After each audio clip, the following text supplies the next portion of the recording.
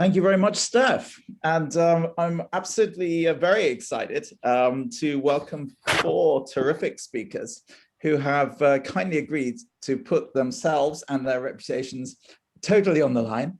No, we're only kidding. And speak for or against this motion. Okay, and we've heard all of these themes, all these two themes we've heard throughout the Indy Forum so far, with our Day of Tech on Tuesday, our Much More Human Day on Wednesday, yesterday, and our kind of, if you like, juggling between the two with Tony and the healthcare debate at the beginning of today.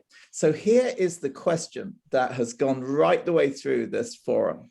Over the next 5 years, will technology or talent be more important in our industry? So that's what we're going to talk about. And just to let you know who we have, who is going to talk, we're going to have Elli Tuominen, who is the co-founder and strategy partner at Curio in Finland. Just asking one of my colleagues if you can pin the speakers or spotlight the speakers as we introduce them. Could someone do that for us and take off the slide that's on the screen? Would be great if you can. Thanks very much. Okay, so we've got Elli Tuominen from Finland and Gregor Black, who is the managing partner of WeDo in Berlin. And the two of them will be advocating that technology will be more important than talent over the next 5 years in our industry. And opposing them will be two equally talented speakers. Paul Phelps, who is the chief executive of the AMS Group media agency in London. And Sally Henderson, who is an independent consultant, works a lot with independent agencies and is independent herself. And Sally's title, I think, Sally, is High Stakes Leadership Mentor. So high stakes it is. Well, not too high stakes, but that's who you're going to have before you. I will be the president and moderator, but my role will be hopefully in the background, providing, of course, that the speakers stay to time, because Stephanie has wired up a deafening buzzer to her laptop, and after 5 minutes, it will go off. So I hope she hasn't put that on me, because I'm not supposed to be the sufferer here. It should be the other people in the debate. But we shall see. Hello, Elli. Elli, hello. I have to have a little quick word to you personally, as we had scheduled to speak first, but this is a live debate, and Gregor has let us know that his computer is running short of battery, and he has foolishly left his charger on the train. So the real world is impinging on us here, and if you don't mind, we'd like to ask Gregor to be the first speaker, just in case we lose him. But we will still ask you to sum up at the end on behalf of your team, and Paul will do the same with his team. So here's how the debate is going to work. We're going to take a little vote right now, and please, we want everybody in the audience to vote on this, because otherwise the whole concept won't work. So, if you've gone to make the tea, you will be found out. But if you have not done that and you're still here, please do vote. Stephanie's going to put this on the screen, and we want you to vote either for, against, or undecided on the motion. Then we'll have the speakers, and after the speakers, who will hopefully have convinced you to change your mind, we will see which of the teams has had the greatest success in getting people to change their mind. So the winner of this will not be the one who gets the most votes for or against. It will be the one who has persuaded people to change their minds. So you may be undecided, you may think for, you may think against. Everybody seems to be voting quite well. We've got quite a majority at the moment, about 2/3, going up and down a little bit, who are against the motion. So about 2/3 of people here currently believe that talent will be more important than technology in our industry. So we got another 5 seconds. If you haven't voted, please vote now. And it's up to 70%. Okay, Steph will end the poll there, but we have 72% in favor of the talent as against technology. But remember, everybody, this is not about which one we emotionally would prefer to believe will be more important. It's which of these two factors we actually think will be more important. So that's the motion before the House. This House believes that over the next 5 years, technology will be more important than talent in our industry. We're going to ask each of the speakers to speak for 5 minutes, and then we're going to put the audience in the spotlight. So please, everybody, we would like you, and we're not going to hide the chat here. We're going to ask you to raise your hand and make a contribution. You can challenge the speaker. You can ask any speaker a question. We'd like you to say who you're going to address it to. So when you're listening to the speakers, please feel free just to jot down a little note if there's something that you don't agree with, or you want to challenge, or you think isn't clear, or you think isn't true. And then you'll have the chance to answer that at the end of the four talks. So we're going to kick off now. Have we got Gregor? Can we see you? Yes, there is Gregor. His computer is still alive, and Gregor is very much still alive. So if we can, team, let's please pin or spotlight Gregor. And Gregor, the floor is yours. You have exactly 5 minutes to make your case. Thank you very much. I just share my screen. Can you see the presentation?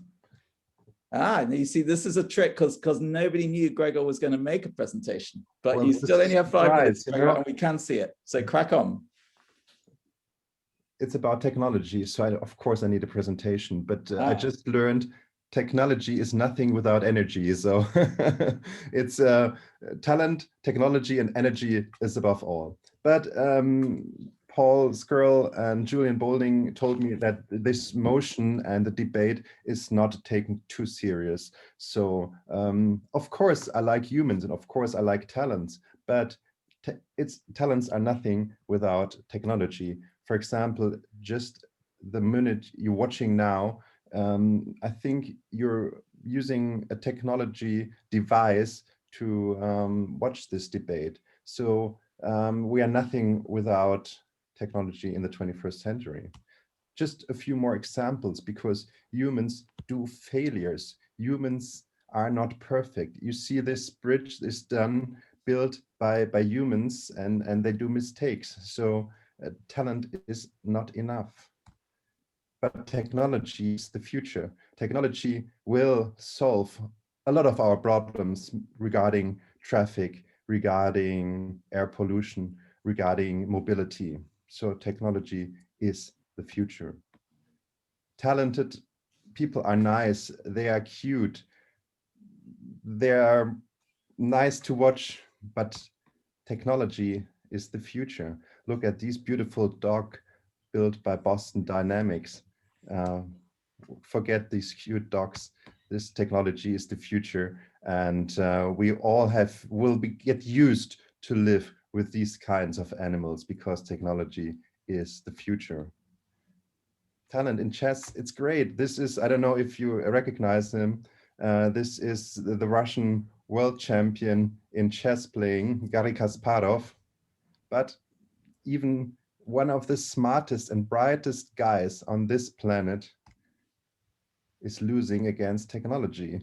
Already in the 90s against Deep Blue by IBM. So technology is the future. Look at this beautiful talent, but it's natural. It's boring. It's just, look at her eyes and her lips. It's just too beautiful. It's too human. This is the future. It's the technology. It's avatars. It's our beauty. It's our definition of humans designed and defined by technology. The human brain is limited. This is the number of P. Lots of smart people can define the numbers behind the comma and define the numbers of the P, but only technology and supercomputers are able to do these calculations. And these computers are by far more clever than we will ever be. This is an artist. I don't know if you're familiar with Cy Twombly. He's regarded as a big talent, but of course, people will agree that your children can do the same on a canvas. This is what artificial intelligence is doing. This is the first drawing or the first painting done by artificial intelligence. It's much more beautiful than these sketches by Cy Twombly. Regarding advertising, it's a question to all the men in the audience. Who of you has seen this kind of advertising on television or on a computer? And I say, it's waste of target group, it's waste of money. So if you see this as a man on TV, it's waste of money. Question to all the women. Who has seen this kind of advertising in TV or online? It's for beard shapers. It's a waste of money if humans are programming media. Amazon and technology are so much smarter. They definitely know even before you type something in what you want, and he's regarding you all the things you need. So technology is also in our industry is the future. Can lines, they are nice, they look beautiful, they are golden, but they are afraid you are out of time, Gregor. Okay, this is just my final slide. Just look at the stock exchange market. The line above is Amazon, the red line on the bottom is WPP. So just invest in the future, invest in technology, vote for technology. This is the future. Talent is nothing without technology in the 21st century. Thank you very much. Thank you. Thank you, Gregor. And that was pretty good. And you just about snuck in with the 5 minutes. And because I interrupted you about the tech at the beginning, we've decided to let you get away with that. So the challenge is well and truly thrown. Now you might think that a media agency would vote for technology, wouldn't you? I would have assumed that they would, but Paul Phelps, who is the chief executive of AMS Media Group in London, was very adamant that he wanted to think and talk that talent was more important than technology. And by the way, Paul, if you don't think that Gregor made a good point, you are allowed to challenge him as well as say your own piece, but you still only have 5 minutes. So Stephanie, start the clock. Before we do that, just put Paul, if we can, spotlight Paul on the screen. Thank you. Paul, 5 minutes, floor is yours. Okay, thank you. So, talent trumps tech. That's the title for mine. Well, I do believe Gregor's just made my case for me, but the fact that his laptop is running out of power, that doesn't happen to people. And besides, which of us want to be blue and 9 foot tall? Okay, well, we move on. Anyway, yes, you're right, Julian. Media is synonymous with technology, and it has been for the my entire career. And even I go back to the days where actually the technology was really a calculator in my hand, just to make sure my numbers were right after I carried out some media buying. But there's still some media buyers today that won't go into those meetings without holding that calculator. But today's market is now full of automation in the form of algorithms, dashboards, and of course AI is amongst us.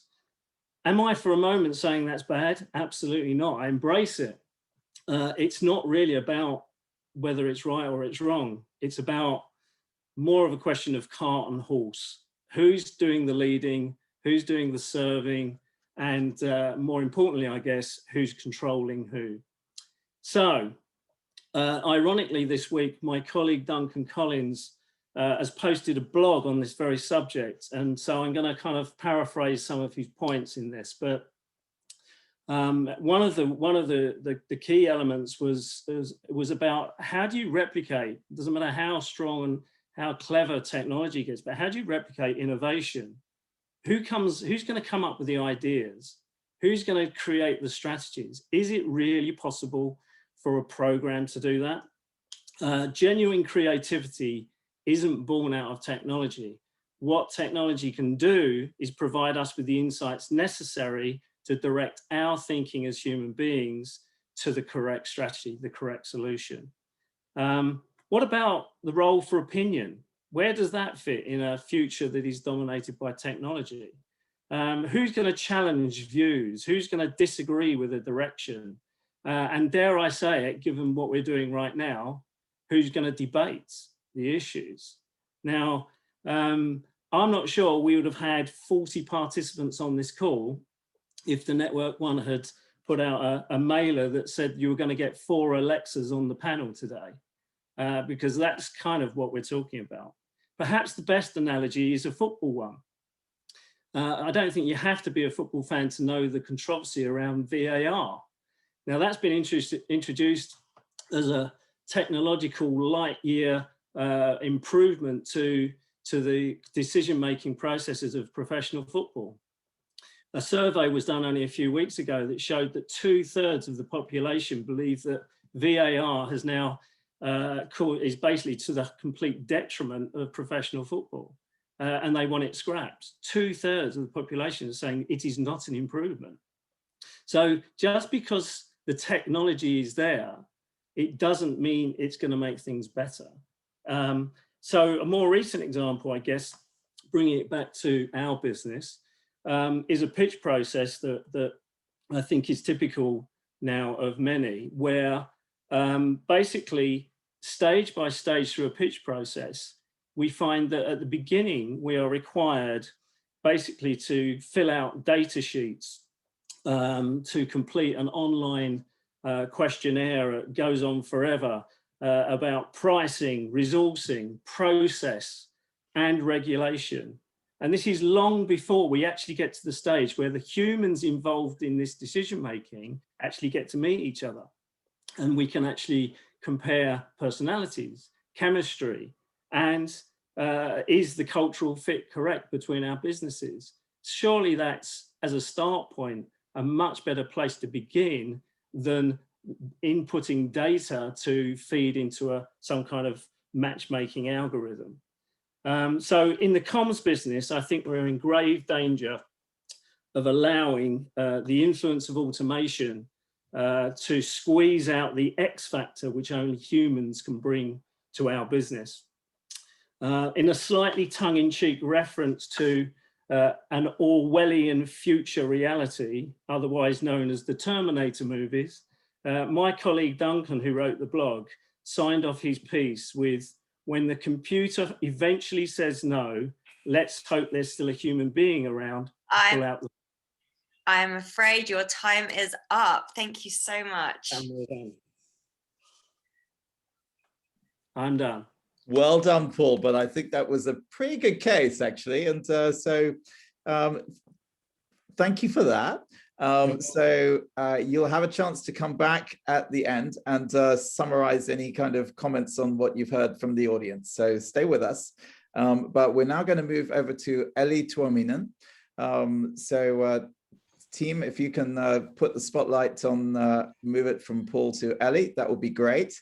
Ellie is co-founder and the strategy partner at an agency in Finland called Curio. And Curio put together, some of you may have seen, if not, do ask us afterwards, we'll send you, but an absolutely terrific overview of social media trends from around the world. And of course, you know, social media brings together both technology and creativity. So Ellie has a right to be either side of this debate, but she is going to support Gregor in proposing that technology is going to be more important than talent. Ellie, 5 minutes, floor is yours, take it away. Thank you, perfect. My team had the slides, so I don't have slides, but Gregor had, so go the technology team, even though we were down by, I think, a landslide of votes in the beginning, but let's see how we do. And I think I was actually the only volunteer to take this side, but I'm happy to because I love everything related to social and algorithms. So I think that makes it my case. Yeah, so my pitch is kind of tied in with my story in the industry. Straight from school, I started with the biggest advertising agency in Finland, TBWA, and I loved everything about it. But when I got closer to the client work and I saw pitches and creative ideas, I kind of found myself growing a bit frustrated with kind of solely relying on the intuition. And of course, I love great ideas, but having clients kind of challenge us on what is this based on and how will the results be, and then always seeing the kind of the media agencies owning the numbers, and then clients kind of coming back to us that what is the actual impact that we're going to create and everything around it. And I kind of found myself getting a bit frustrated on solely relying on the intuition on the industry. Then social media kind of kicked in a big way, and we started designing campaigns and creative stuff for social media. And then we started seeing the impact on the platforms like immediately through the technology, through the data, through the numbers. We like instantly within minutes saw how the creative was working, and we got the feedback. And all this was, of course, powered by technology. And I was like sold with that, because I mean, if we as an industry in any way want to make like marketing and advertising taken seriously in the corner offices and making the big decisions, we need to find a way to make the impact clear and make it clear for business impact and business strategies. And then I started thinking to myself that numbers and technology are the only way to do that. So at least within our agency, we have this Trojan horse type of an approach that if we want to sell a really creative idea, then the numbers, the technology are the only way to get that into the corner offices and having the big bosses say yes to those ideas. So we started working on that, getting the data, building everything on top of the technology, the impact, the numbers, everything that the social media channels provide. And then we just started getting clients saying yes to more bold ideas. And I think as an industry, that's basically all we want. And at least personally, I think that's all thanks to technology and the numbers. And on another note, I don't know who of you are using TikTok at the moment, but if we want to talk about creativity, I mean, overall, worldwide, and people getting creative and getting inspired, at least for me, there's like no better place to be inspired and get that creative thought process flowing than TikTok, and seeing what the younger generation is creating and all that the TikTok algorithms are providing. So in addition to technology providing us the impact and the numbers we need to evolve as a creative industry, I personally believe that like global technology has been probably one of the best things ever to happen to like creative thinking, and creativity being like something that everybody can own, like a democratized type of an asset. I don't know if my 5 minutes are up yet, but those were basically. Sorry? 15 seconds left. Yay, vote for my team.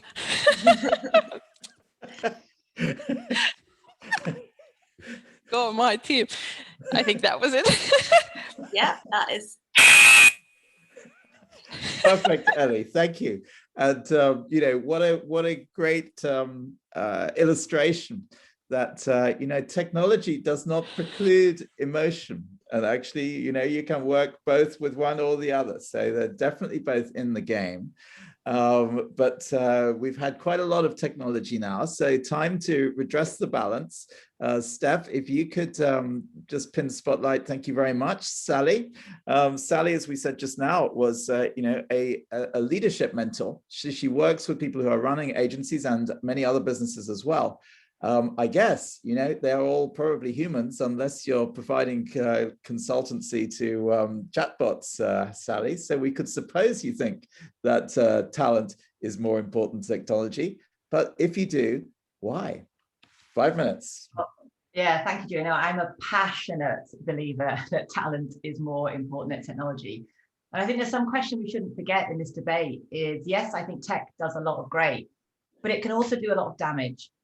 And tech can be left uncontrolled and it can be created for good, but that actually not have the impact we desire because the people who are using it aren't using it in the right way. But there are 3 reasons I want to share with you today in my 5 minutes. And I put them on post-it notes because I could talk for 5 hours on this subject, is that there are 3 reasons why I believe it's right to back talent over tech. Firstly, humans are tribal. We have an innate need and desire to belong.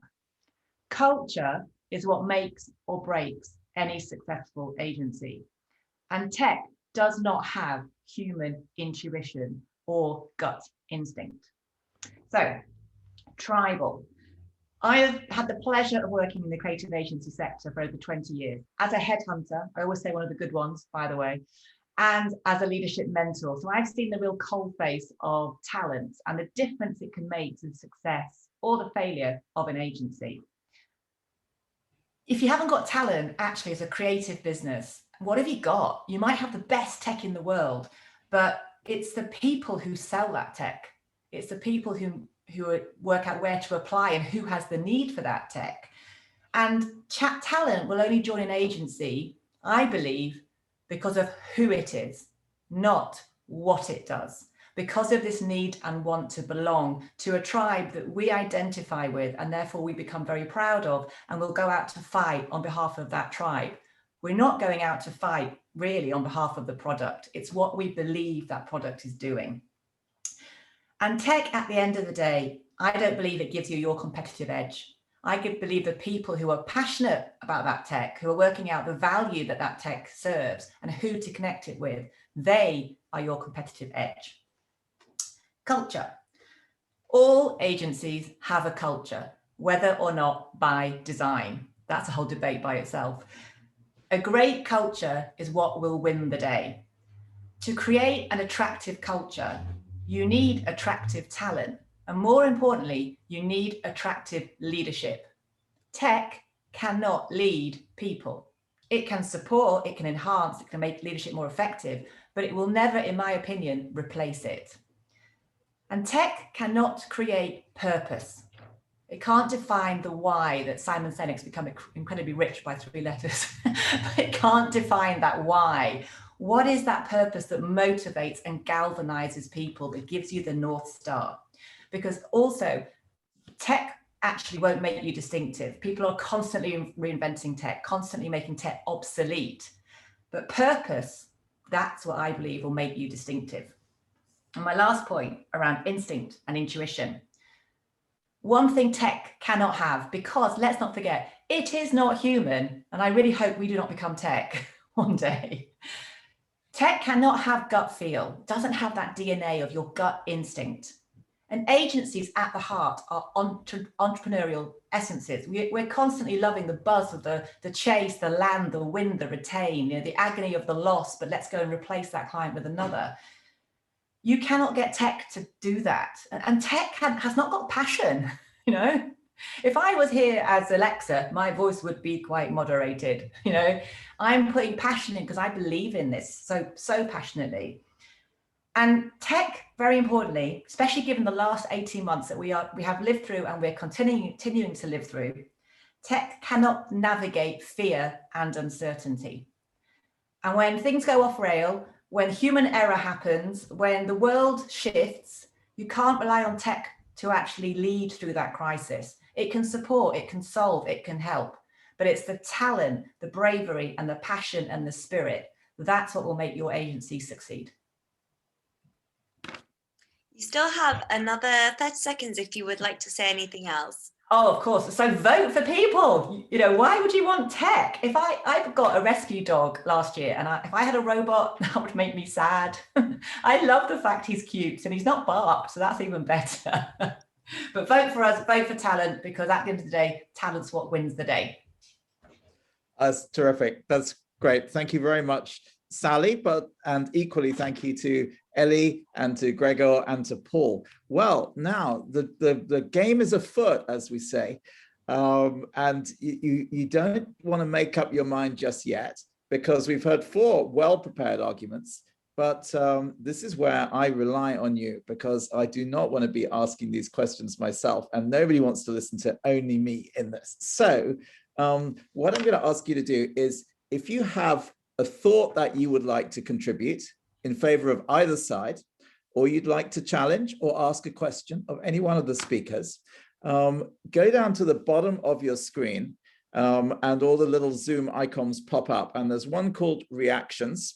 I know many of you are familiar with this, but just in case. Okay, so if you click on reactions, and you'll see an option to click on called raise hand. So if you raise hand, you will come to the top of the view, and I will call on you to unmute yourself and ask a question or make a point to one of the speakers. So please, somebody help us out here. Raise your hand and just tell us what you think. We have a hand up from Mira. Mira Sharath Chandra, great speaker herself yesterday. Please ask your question, and if you'd like to ask it to a particular speaker, you can do that, and we'll call on them to respond to you. Okay, it's very simple. I believe in talent over technology. So I'd like to ask the question to the technology team. So who do you think invented technology? Maybe it was someone with talent? One of you can jump in, Ellie or Gregor. Ellie? Go ahead. Gregor, it's you. This was a tough one. Of course, technology was founded or created by talents decades ago, but now technology has taken over, so we don't need humans anymore. Machines and programs and technology is so much smarter than human beings. For example, just what my opponent said about the VAR, the video assistant referee. I don't know if you're familiar with that. I'm a big football fan, and the VAR is not in the discussion because it's technology. It's in the discussion because it's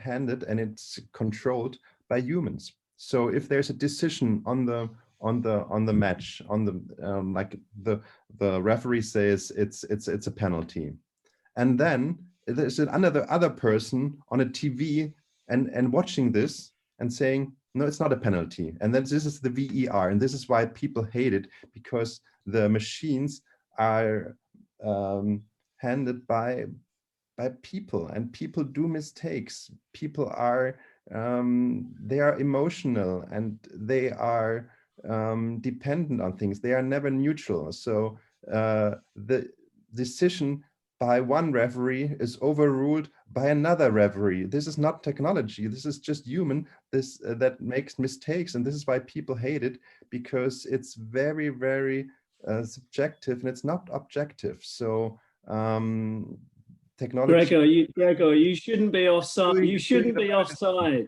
You shouldn't be offside by a toenail.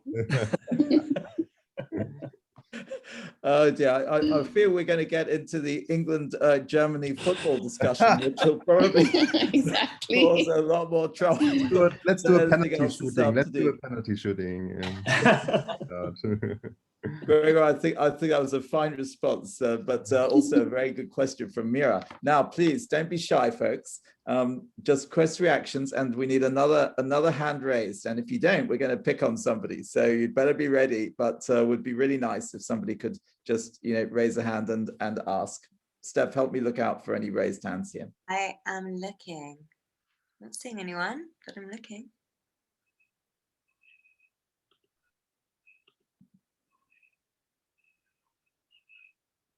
Come along, folks. Don't be shy. It's just to get people talking. You don't have to say a point of view if you're still on the fence, but just ask a question, somebody. So someone has said in the chat, creative talent and scientific intelligence, find a difference, find a differential. Oh, and we've also got a hand up from Seb. We'll come to Seb in a minute. Thanks for that. But I think that was from Satish is the question. So Satish, just if you can, write it in the chat or unmute yourself, whichever you prefer. But who would you like to answer this question? Any of the four speakers?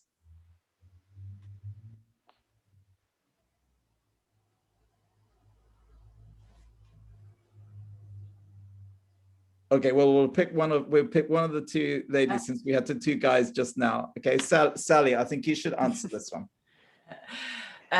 So the difference between creative talent and scientific intelligence, I think they're both marvelous, but they come together. They have a place, but if you bring those together, I have a saying about 1 and 1 equaling 3. So scientific intelligence underpins such important knowledge, but creative talent is what makes that knowledge accessible to people who perhaps aren't scientifically minded. I'm not sure we could get into a whole debate about the government and scientific knowledge being creatively well briefed out. But for me, the differential is that scientific intelligence is there to give the reassurance that some very clever, very well-rounded people have really, really sweated something vital that will benefit humankind, will benefit our well-being. But the creative talent are the people who will come up with the ideas to connect that to the right audience, to the people who will benefit from that knowledge in the most effective way. So actually, it's a lovely marriage of difference. There you go. Fair comment. Anyone else like to add on that? Or if not, we'll ask Seb to ask his. Oh, Jeff, was that you putting a hand up just there? No, I'm not sure it was. Sebastian Faure from Canada. From Humanize in Canada. Well, Humanize may give away part of your question, Shebas. That's the name of your agency group. Yeah, but I think please ask away. Maybe BA is in one way, but the question is for the tech people, for the tech defender. We most of us know that human beings are driven by two main emotions, pain or pleasure. How far away, or how many years away we are from having machine feeling something?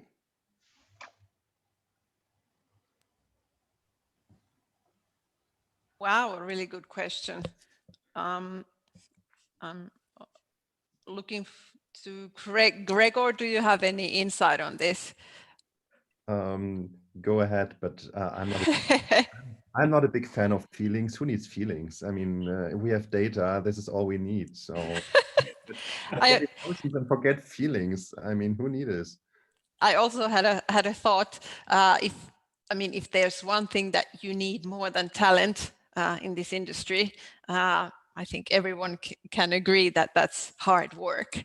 And like what technology does for us, isn't it hard work? I mean, somebody once said that having AI work for you is like having 1,000 interns work for you. So I'm not sure also how far are we of AI or technology having feelings, but doing the work, that's something that they are already doing for us. And hard work, if anything, is something that competes with talent, I believe. Good answer. Thank you very much, Ellie. Genevieve, you have a hand raised. Please tell us your question and say who you'd like to ask it to, if you'd like to ask it to an individual. Thank you, Julian. This is a question for the tech team. I'm curious to understand if tech is taking over from talent, how does that impact your business model from a recruitment perspective? Because presumably you then need a different setup talent-wise, because you need more people to manage the tech than actually do anything with it at the end. Or how do you see that affecting your business model? A great question. I think at least from my point of view, I'm already definitely seeing an impact on recruiting and the kind of people that we need. For example, we've built a platform for content creators that can submit their talent, and then just clients can choose from the talent that they've submitted to the platform. And thanks to technology and everything that provides, we can kind of let the platform take care of those needs and those recruitment needs, and we don't have to recruit those talents in-house. So, for example, that's a major impact on how we think about recruiting people in my office, at least. Gregor, anything to add to that? It's I can only talk about the German market, and our design schools are bringing out people every semester. We have more and more designers and painters, and we have millions or thousands of jobless painters and designers and graphic designers. But we are in desperate need of IT specialists, of web developer. So just look at this job market. Everybody's looking for smart UX and UI designers and programmers, IT specialists. And we don't need so many designers anymore. It's a tough truth, and it's hard because I used to love talent and I used to love art, but I think it's dying. As I just showed you, the stock market development of WPP, a network of creative, talented agencies, and if you compare it to the Amazon data stock exchange, so the future, we just need more smart programmers and web developers instead of designers, I'm afraid.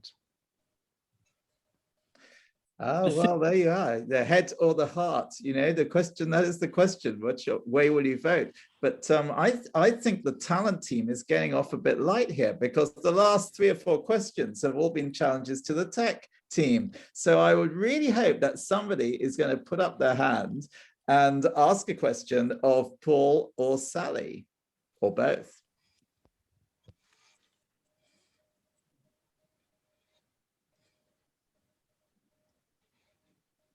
Come on, someone's going to help me out here.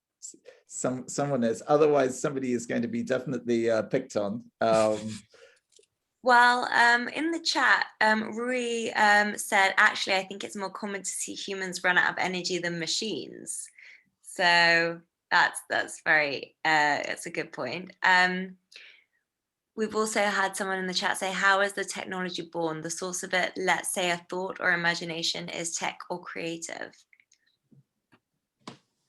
Well, I think let's take the first one of those. And I think either Paul or Sally should answer that. Don't humans run out of energy more than machines? Okay, I'll take that. I'll take that one. Yes, well, I think it's a fair point, because I think we've all been there. Sort of working late, pitch time tomorrow, pouring the hours in, surviving on caffeine. So I understand the point that's being made, but to me, it isn't really about a balancing off of effort or getting technology to do the grunt work. It's all about who's serving who. I think I made the point in my piece. So as long as technology is being used to provide a service to the human decision-making process that we all go through, and to help us build the strategies that come ultimately from our brain, then I'm all for it. It's just when the technology leaps in front of that natural queue of evolution, if you like, and starts making decisions on humans' behalf. And that's the moment I think that our business and probably our planet is in greater trouble, and the human race comes under threat, and the Terminator analogy isn't that far away. But while we as an industry are still ultimately making proposals and strategies and winning formulas from human input driven by AI data, then I think we're in a good place. And I'd like to build on that to say, actually, a massive reason that humans are running out of energy is because of machines, because of tech and the pressure it's putting upon us. Perhaps less tech would actually mean we have more energy and more time. That's a fair point, Sally. Is there a new one in the chat, Steph? Help me with the people in the chat. Well, Seb has his hand up. If Seb would like to ask a question. Yeah, so congrats, Sally. That was a really, really good point. So a question for our friends on the human side. What should be the minimal savviness of tech that we should expect from the people entering in our industry? What should be the minimal expectation we have on tech savviness? Do you want me to take that, Paul? Sorry, am I just to repeat the question? Is in terms of being tech friendly? Is that what you mean? Tech savvy? Yeah, in the past, we had to be able to use a computer or to read some data. Now I think we're moving to a higher level, and I wonder what's the minimal level of expectation we should have for people coming into our industry. Yeah. Well, I mean, certainly, as I say, I speak from a media standpoint, and we've never before been drowning in as much data as we are now. And again, I think the secret, coming back to my point about the element of control from human to tech, the secret is in being able to mine that data and extract the information that is most meaningful to fuel our strategies, rather than data for data's sake. And I've seen this on so many occasions, and media is probably the most guilty of it, is that, any campaign,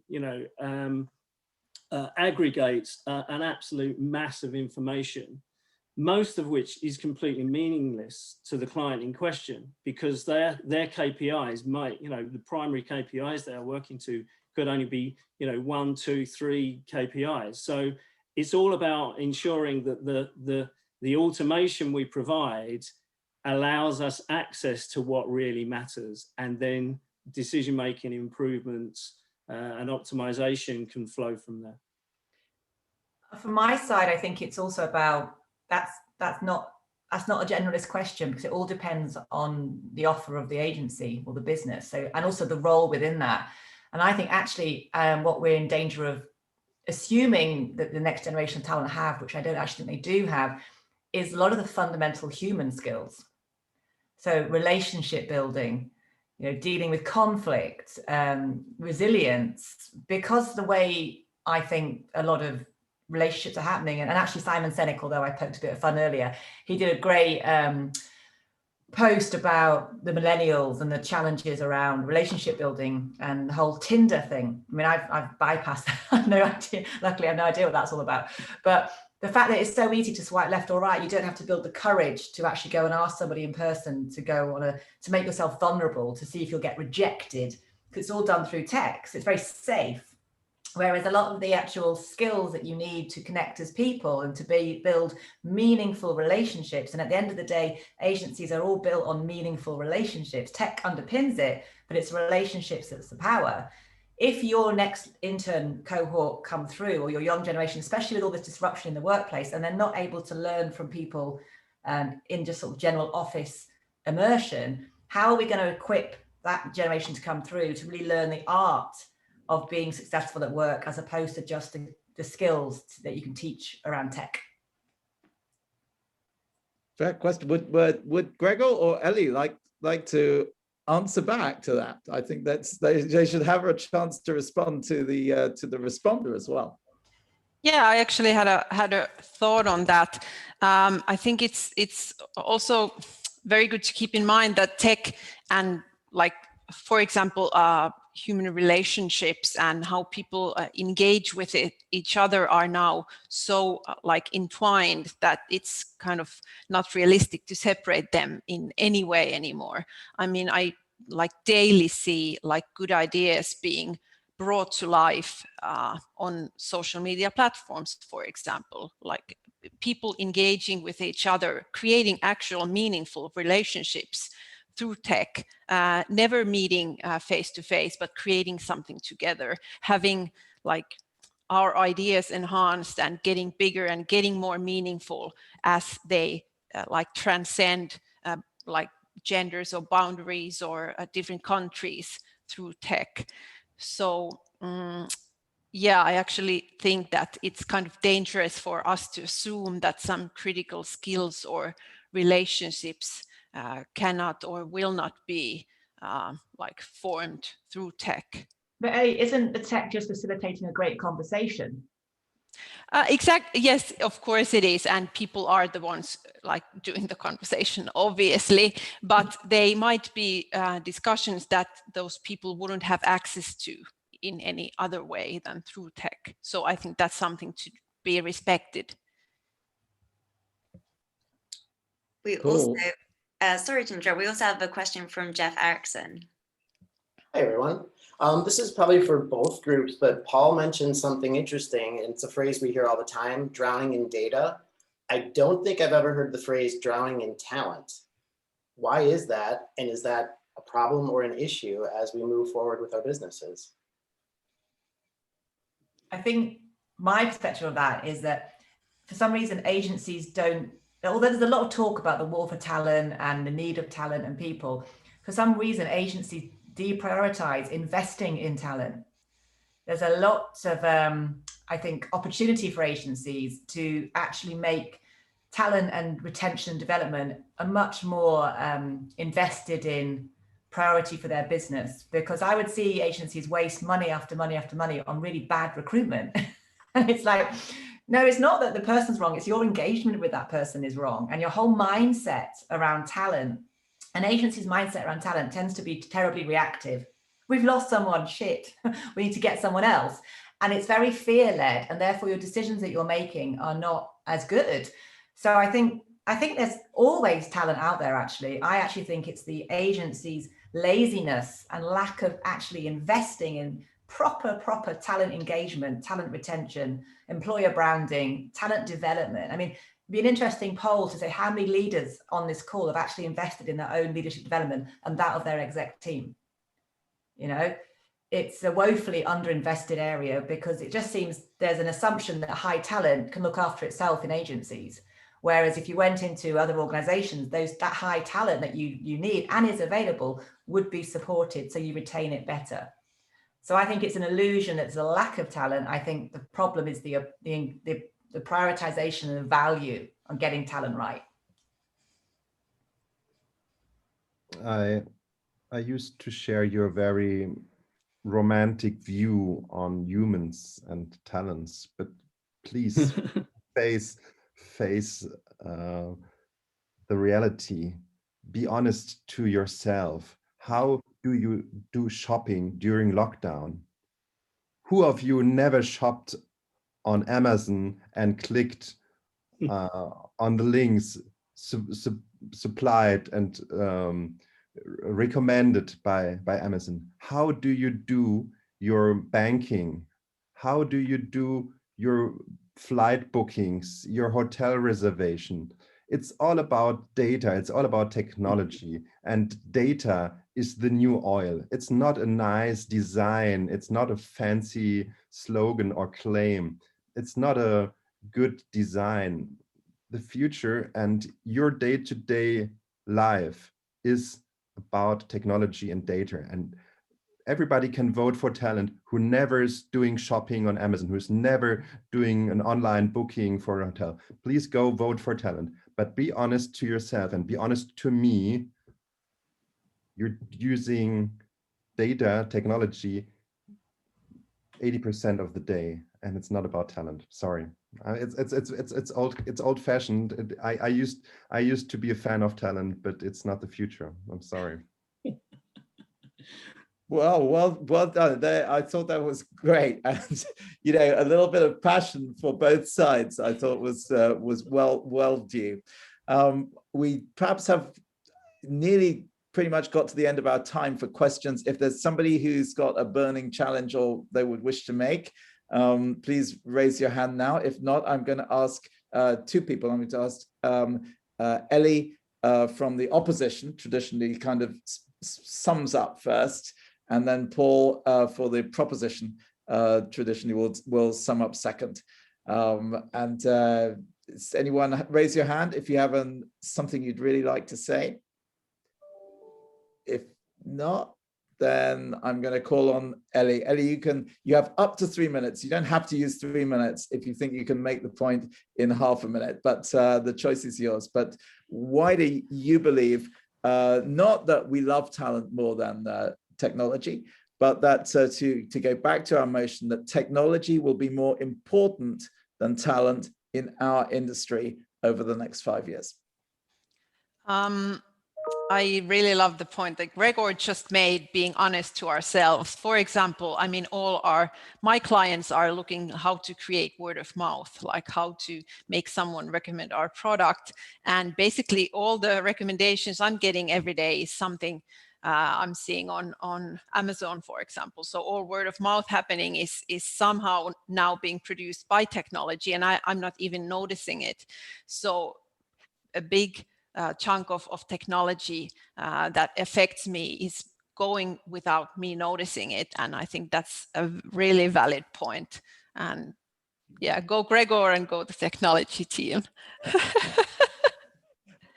Well played, and thank you, Ellie, and thank you, Gregor, for those two terrific arguments. And I've still got Gregor's chart at the end in my mind, and I'm wondering with Sally and Paul how you're going to really say that the attractive talent, Mr. Bezos and Mr. Zuckerberg, are having more influence personally than the technology that they've created, like Amazon or Facebook.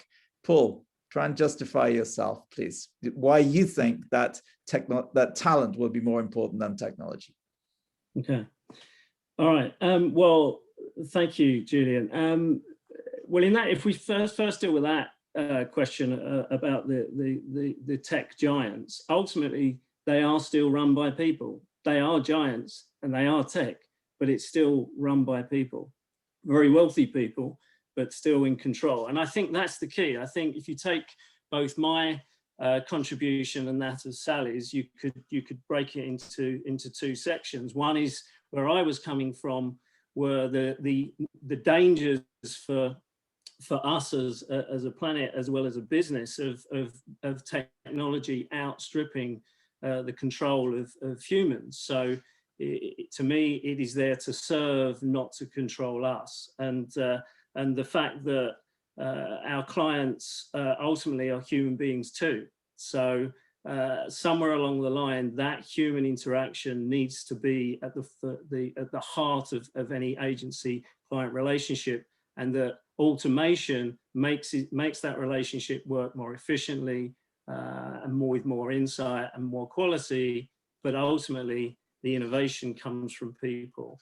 And then from Sally's point of view, Sally approached this quite rightly from her background with complete emotion. And how do you recreate emotion in a technological future? I think that is something we are yet to see. And it doesn't matter how many times I shout at my Alexa, I still never seem to get her upset. So why is that? So I think we're a long way from replicating those true human traits inside of tech. And Sally talked about people's passion, talked about people's tribal culture, talked about purpose, talked about leadership. All of these attributes are still absolutely crucial, not just to the human race, but to our planet as a whole.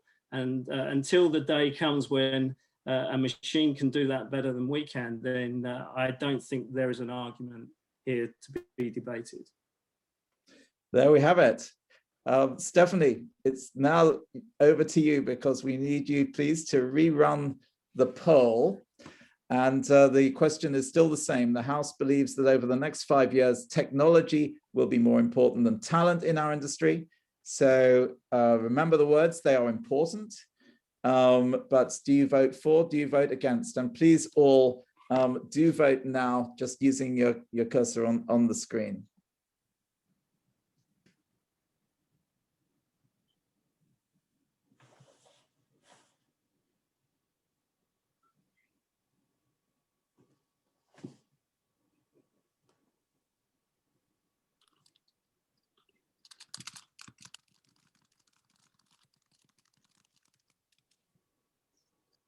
Okay, we're going to give you another 5 seconds, and then we're going to take that as the close of the vote. And so that is, the vote is ended. So we can clearly see that the majority of the audience is still against the motion, and does not believe that over the next 5 years, technology will be more important than talent in our industry. But I remind you all of the rules that we said at the beginning of the debate. The winners of the little contest, friendly contest that we've had today, are the people who have had a little bit more persuasion than the others. So if we go back to the previous vote, we had 13% voted for the motion, and that number has gone up to 33%, whereas 70% voted against the motion, and that number has gone down to 61%. So on the day, despite a absolutely terrific Julian, I want this to go to VAR. Well, I think we'll just have to wait till the next England-Germany football match and see where we get to on that one, Paul.